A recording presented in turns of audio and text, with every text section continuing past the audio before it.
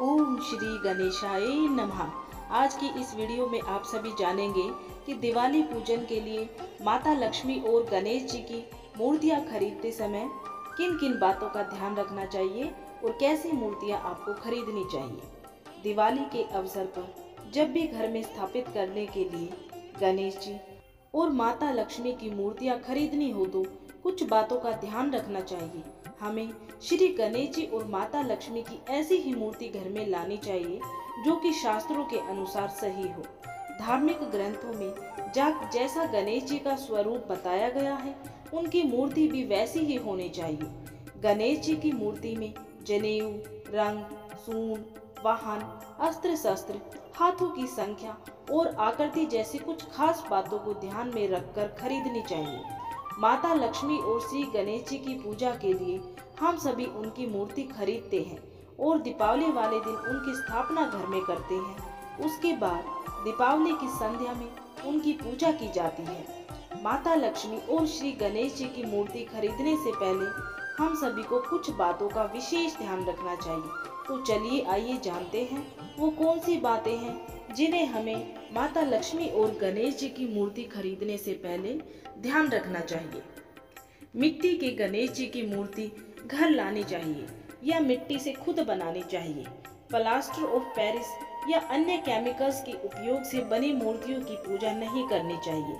इसके अलावा सफेद मदार की जड़ से बने गणेश जी की पूजा करना बेहद ही शुभ माना गया है।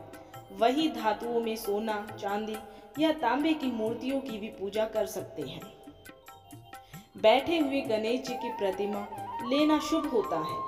ऐसी मूर्ति की पूजा करने से स्थायी धन लाभ होता है और कामकाज में आने वाली रुकावटें भी धीरे धीरे खत्म हो जाती हैं। गणेश जी को वक्रतुंड कहा गया है, इसलिए उनकी सूंड बाईं ओर मुड़ी हुई होनी चाहिए। ऐसी प्रतिमा की पूजा करने से भगवान जल्दी ही प्रसन्न होते हैं और संकटों से छुटकारा मिल जाता है।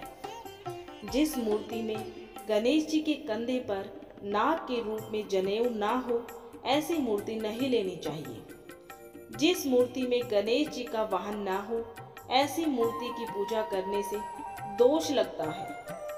शास्त्रों में गणेश जी को धूम्र वर्ण बताया गया है, यानी कि गणेश जी का रंग धुएं के समान है। इसलिए गणेश जी की ऐसी मूर्ति की स्थापना करनी चाहिए और माता लक्ष्मी की लाल रंग की मूर्ति खरीदें और भगवान श्री गणेश जी की पीले रंग की भी मूर्ति लेनी चाहिए। ये दोनों ही रंग शुभ माने गए हैं। दीपावली की पूजा के लिए माता लक्ष्मी की मूर्ति ऐसी होनी चाहिए जिसमें वो कमल के फूल पर विराजमान हो और उनका हाथ वर मुद्रा में हो और एक हाथ धन की वर्षा करता हो। पूजा के लिए माता लक्ष्मी की ना तो उल्लू की सवारी पर बैठी हुई मूर्ति हो और ना ही खड़ी मुद्रा वाली मूर्ति, क्योंकि ऐसी मूर्तियां उनके आने का नहीं बल्कि जाने का प्रतीक मानी गई है।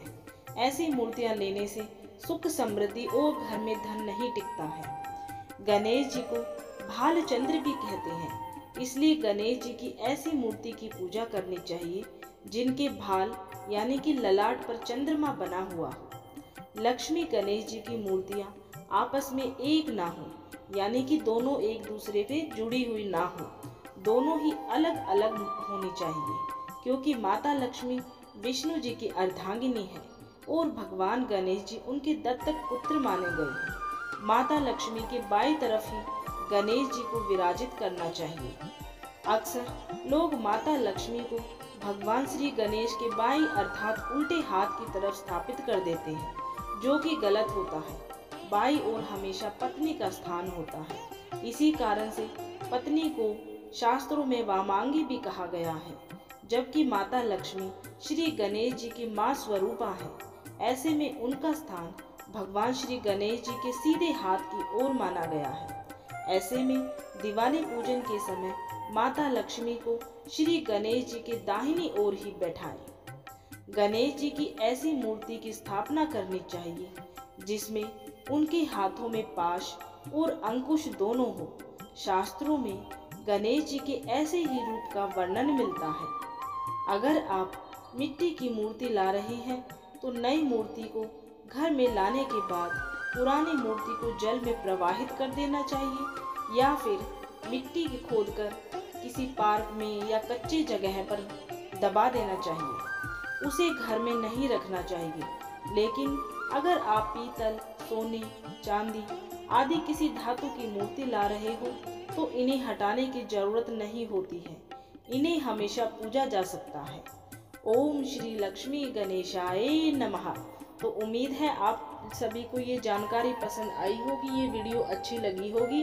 अगर आपको ये वीडियो पसंद आई है, अच्छी लगी है ये जानकारी, तो वीडियो को लाइक और शेयर जरूर करें ताकि दूसरे लोग भी इसका फ़ायदा उठा सकें, उन्हें भी ये पूरी जानकारी मिल सके। और अगर आपने अभी तक चैनल को सब्सक्राइब नहीं किया है तो जल्दी से चैनल को सब्सक्राइब कर लीजिए।